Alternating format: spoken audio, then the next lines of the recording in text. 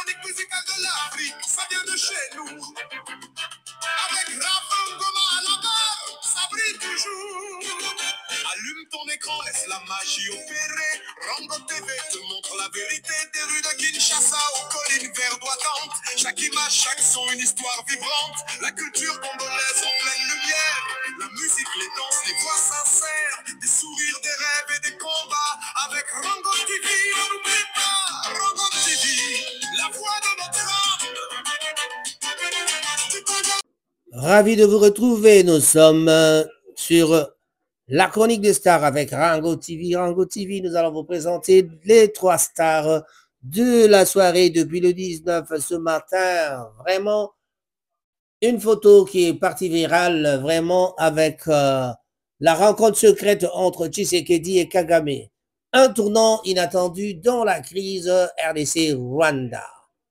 C'est une scène que personne n'avait donc anticipé, alors que le monde attendait l'ouverture des pourparlers entre le gouvernement congolais et les rebelles du M23 à Luanda.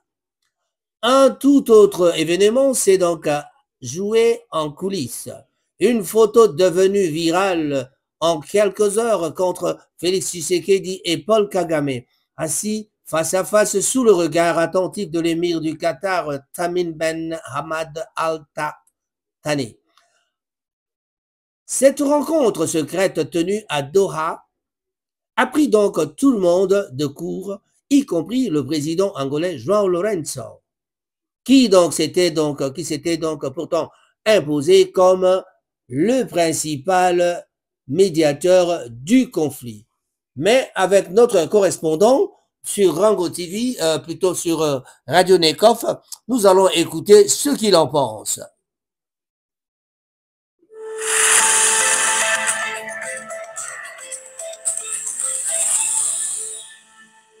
Bonjour et bienvenue sur Nekov Radio, votre source d'information fiable et engageante. Aujourd'hui, nous sommes le 19 mars 2025 et voici les grandes lignes de l'actualité nationale et internationale. Au programme, rencontre secrète entre Tshisekedi et Kagame, avancée dans les négociations en Ukraine, polémique sur les prestations sociales au Royaume-Uni et la météo du jour. Restez avec nous pour tout savoir. Restez avec nous pour tout savoir, mais on se pose la question de savoir pourquoi une telle discrétion. Cette entrevue soulève donc de nombreuses questions. Pourquoi avoir tenu cette réunion à l'abri des regards?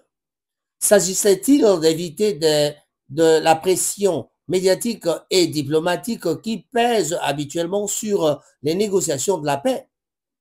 Ou était-ce une manière de négociation, les deux dirigeants donc de contourner certains acteurs régionaux et internationaux dont l'implication aurait donc pu compliquer les discussions?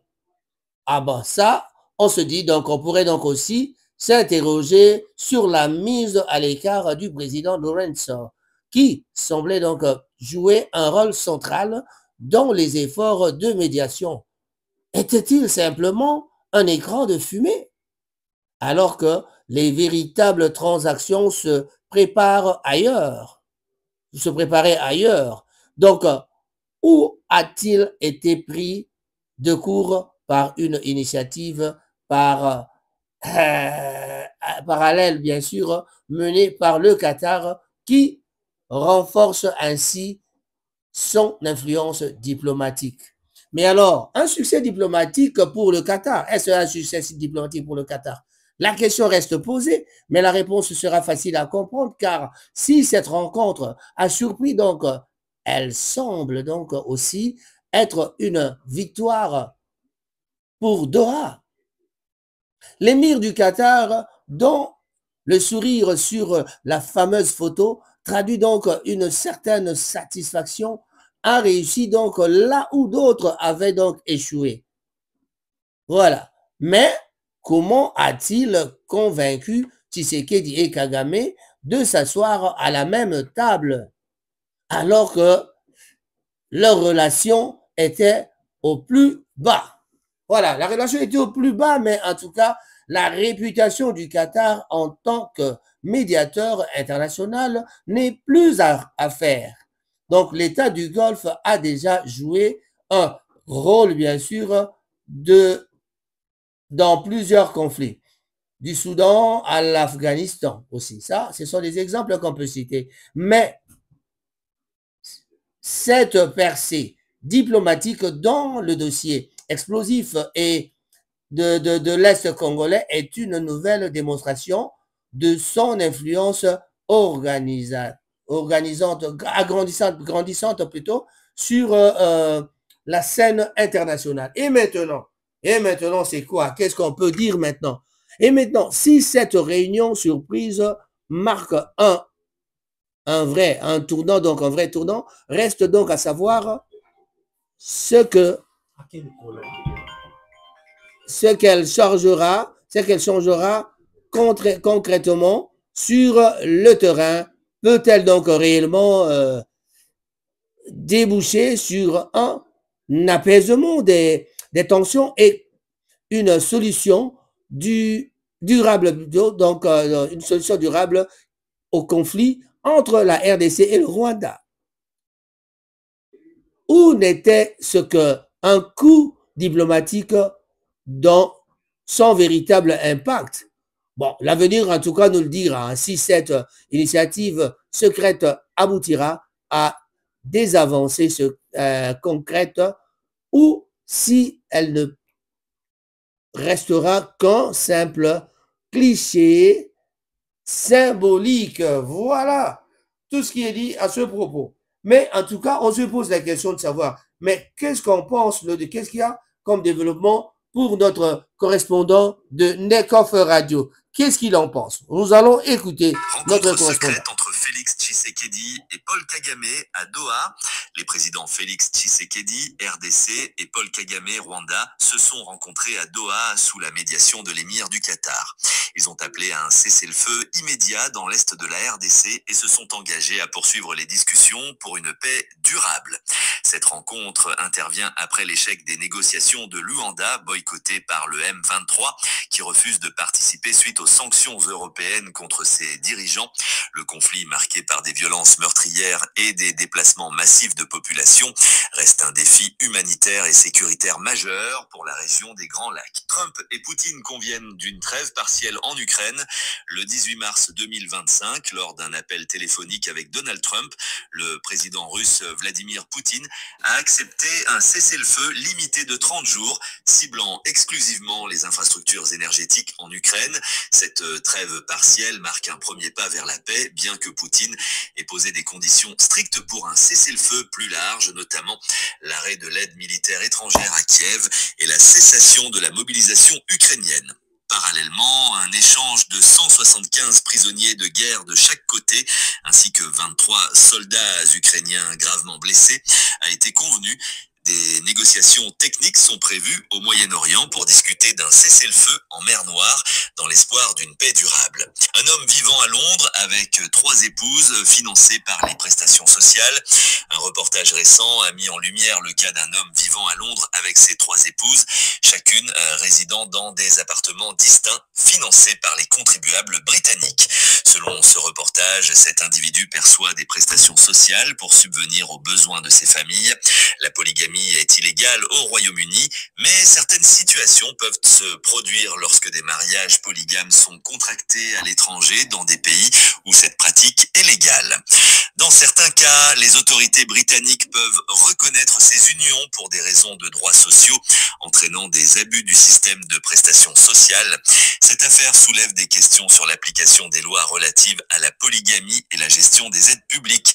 Les autorités britanniques pourraient revoir et renforcer les réglementations afin d'assurer une utilisation équitable des ressources publiques et éviter de futurs abus. Aujourd'hui, Manchester connaîtra un temps nuageux avec quelques averses éparses en matinée.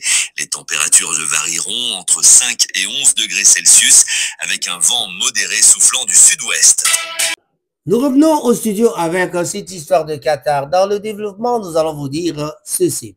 Dans le cadre des efforts visant donc à apaiser la situation dans l'est de la République démocratique du Congo, du Congo, bien sûr, l'État du Qatar donc, a accueilli une réunion trilatérale à Doha. Et alors, que s'est-il passé? C'était donc le mardi 18 mars 2025 à laquelle ont participé son Altesse tchèque Tamim bin Hamad Al Thani, émir de l'État du Qatar.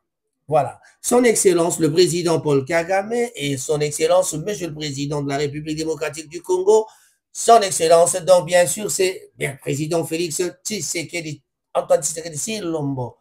Voilà, Président de la République démocratique du Congo.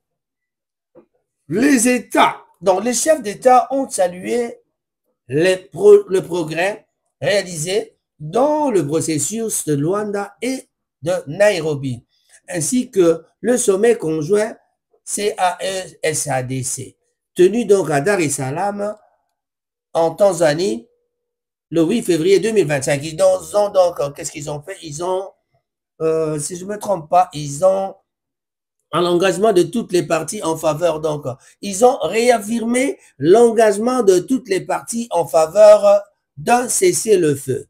Un cessez-le-feu immédiat et inconditionnel comme convenu lors de ce sommet.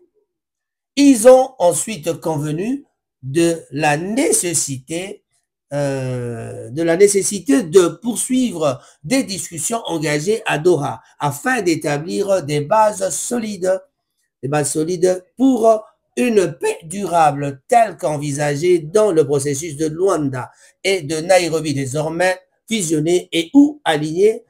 Voilà. Donc, Son Excellence le Président Paul Kagame, Président de la République du Rwanda, et Son Excellence le Président Félix Tshisekedi Tshilombo, Président de la République démocratique du Congo, ont remercié l'État du Qatar, en tout cas pour ce qu'il vient de faire. On remercie le Président du Qatar et son Altesse tchèque Tamim bin Hamad Al Thani. Voilà. Il a été remercié par les deux présidents, donc l'émir de l'État du Qatar, pour leur hospitalité et pour l'organisation de cette réunion fructueuse qui a contribué à renforcer la confiance dans un engagement commun en faveur d'un avenir sûr et stable pour la République démocratique du Congo et la région, c'est-à-dire la région des Grands Lacs. Mais qu'en est-il évidemment, s'il faut faire un petit commentaire là-dessus, que dirons-nous? Nous allons dire ceci.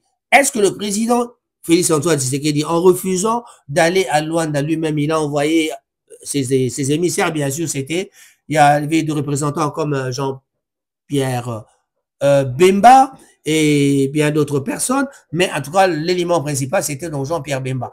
Alors, est-ce qu'en envoyant Jean-Pierre Bemba, savait-il qu'il négligerait là-bas pour aller peut-être se retrouver à Qatar? En tout cas, on n'en sait rien, mais nous avons retenu quelque chose que depuis toujours, Monsieur Félix Antoine Tshisekedi, son Excellence, le Président de la République, disait toujours qu'il ne peut pas parler avec d'autres personnes. Il ne voulait pas parler avec de pantins. Il voulait parler avec le chef de pantin. Alors, le chef de pantin était au rendez-vous. Bien à trois, ils ont dit des histoires. Qu'en est-il? Nous allons déchiffrer. Nous allons essayer avec nos correspondants de Kinshasa, de Qatar, de partout. Nous allons essayer de découvrir après cette émission. Nous allons essayer de découvrir ce qu'il en était. Ce qui s'est passé exactement là-bas, c'est quoi? Nous allons en savoir un peu plus. En tout cas, nous allons chuter avec ces informations pour vous dire que la diplomatie agissante du côté de l'UDPS, je crois qu'ils sont en train de se contenter de ce qui se passe derrière leur président le président de la République démocratique du Congo.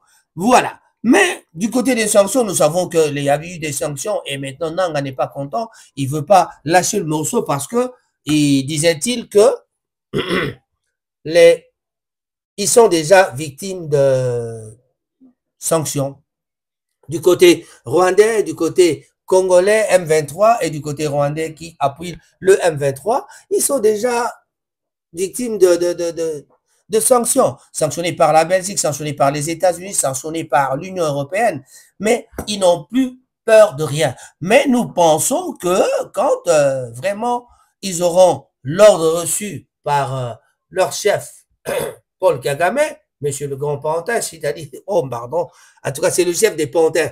Donc, si c'est le chef des pantins, donc il doit être le grand pantin. Donc, monsieur le grand pantin, Paul Kagame, doit vraiment essayer de dire un mot à Nanga pour qu'il cesse la guerre. Donc, on a parlé d'un cessez-le-feu immédiat. Dans l'immédiat, ça doit cesser. Cela va-t-il, le cessez-le-feu, plutôt le cessez-le-feu va-t-il être respecté? La question reste posée. La situation à l'Est aujourd'hui, c'est comment? En tout cas, on parle de toujours des petites guerres entre les Wazalendu et les M23, parce que les Wazalendu ne lâchent pas le morceau. Je crois que ce sont des jeunes qu'il faut féliciter parce que depuis toujours, on sait que si les Wazalendu lâchaient le morceau, je crois que ça serait vraiment, vraiment, on aurait déjà dû perdre tout le pays. Mais nous n'avons pas oublié, nous n'oublions pas que Nanga avait promis d'être à Kinshasa le 24 mars. Alors nous ne sommes que le 19, nous attendons donc l'arrivée de Nanga à Kinshasa, mais et avec tout ce qui se passe là-bas, le grand pantin va peut-être essayer d'interdire à ses poulains les Nanga, les Bissimois, les, je sais pas, d'autres personnes, les Willingoma, mon homonyme, oh, malheureusement, elle porte le même nom, malheureusement. Voilà. Donc, c'est des choses, comme on le dit si bien, JB Piana, c'est des choses. Pourquoi? Parce que on essaie de voir ce qui va se passer exactement. On n'en sait rien, mais la situation à l'Est, nous attendons que ce qui va se passer, nous attendons. On commencera par chuter en disant un grand bonjour à tous les amis de Manchester. Et voilà, je citerai une seule personne, Cyril Modogo. Entre-temps, que pouvons-nous dire de ce qui se passe à Bukavu? Bukavu, en tout cas, la vie semble revenir un peu normale, mais toujours dans la peur des M23, les gens qui sont là, qui occupent la ville. Mais que se passe-t-il exactement? Il y a un jour ou 2 jours, on avait des échos. Mais on va vous laisser écouter un peu avec notre correspondant à Bukavu. Que se passe-t-il?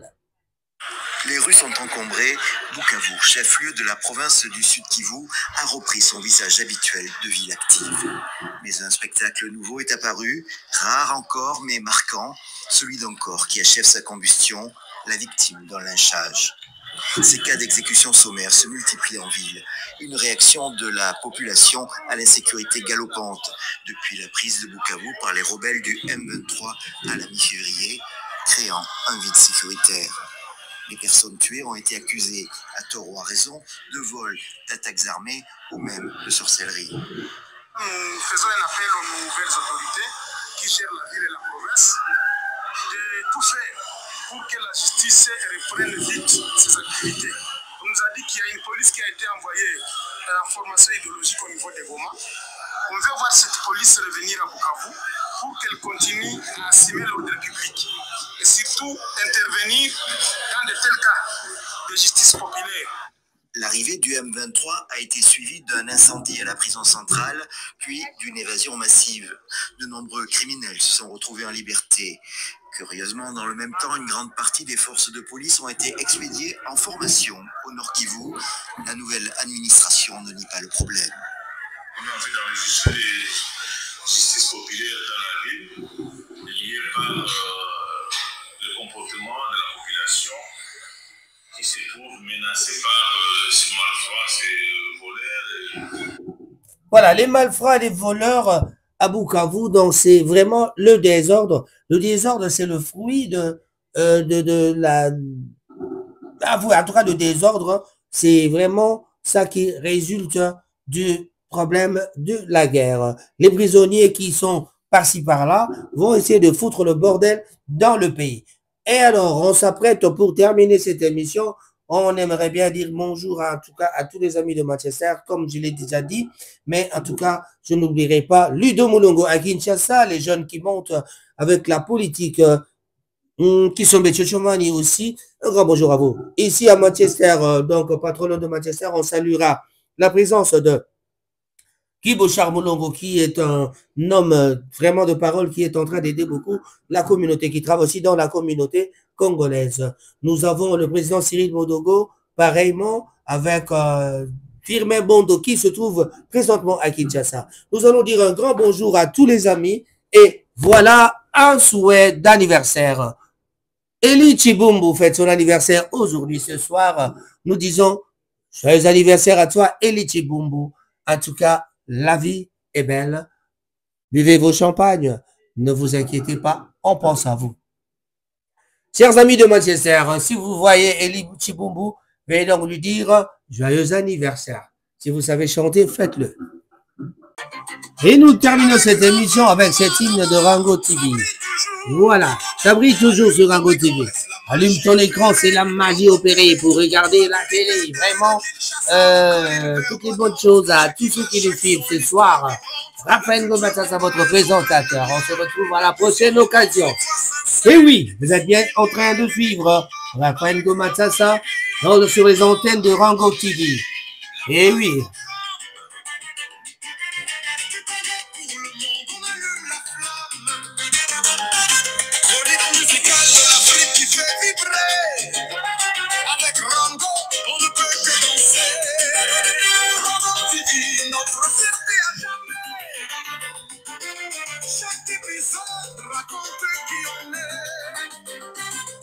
Des souvenirs gravés dans nos cœurs. Rango TV, notre bonheur. Des interviews, reportages, ça défile. Les talents du pays, les voix subtiles. Kofi Olomide, Fali, Pupa, Ferré, Gola, Papa Wemba. Oui, à nos amis de Lubumbashi, par exemple, Émérance Bouilly. Émérance Bouilly, un grand bonjour à toi. À Kinshasa, nous avons Nathalie Boukassa. Notre ami John Yamabo, mon frère, à Paris. Jojo la Noire, Kokonangai Moko. Christine Kapinga, un grand bonjour à toi. Pablo Bamana, Christine Bamana, et tout le monde, tous les Bamana, en tout cas, je vous dis un grand bonjour. Chantal Chou. Allez, un grand bonjour à toi. Mes jumelles, je ne peux pas vous oublier, il s'agit donc de Timba Moussaï et Zizi Moussaï. Maman Nelly Moussaï à Paris, un grand bonjour à toi aussi. Et nous oublions toujours quelqu'un qu'on n'a jamais oublié, notre ami Flore Lomboto. Alphonse Massamba, monsieur le docteur, un grand bonjour à toi. Grand Sias Ngombe, un grand bonjour à toi. Richard Bafouangasita en Belgique, en tout cas. Un grand bonjour à toi, toute la famille, en tout cas.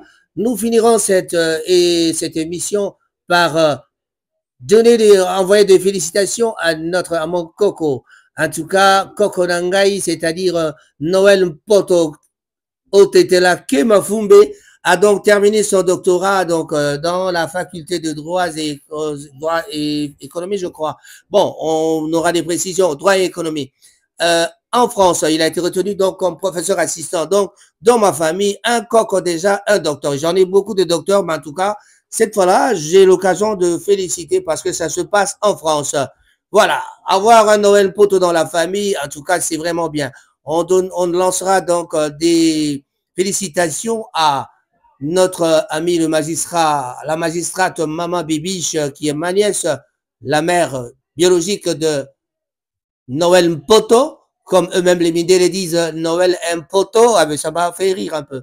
Allez, Noël Poto, et voilà, et son papa Poto aussi, qui se trouve à Kinshasa, mais en tout cas, toute la famille se trouve réunie à Paris pour fêter donc cette grande victoire avec un doctorat en plus, et on en parlera la prochaine fois quand on se verra avec Noël à Paris. En bonne et due forme, nous terminons donc cette émission en vous disant tous bonjour et au revoir. On se retrouve à la prochaine occasion pour une autre édition. La chronique des stars de Rango TV. La star, aujourd'hui, nous avions deux stars, c'est-à-dire Paul Kagame et Félix-Antoine Tshisekedi Tshilombo. Eh bien voilà, nous avons terminé, mais nous vous demandons de bien vouloir vous abonner. Nous avons besoin de vous car votre soutien sera donc le bienvenu. Merci. Revirement de la part des Congolais, comment ça peut s'expliquer? Un véritable revirement qui pourrait s'expliquer par le fait que depuis quelque temps maintenant, on voit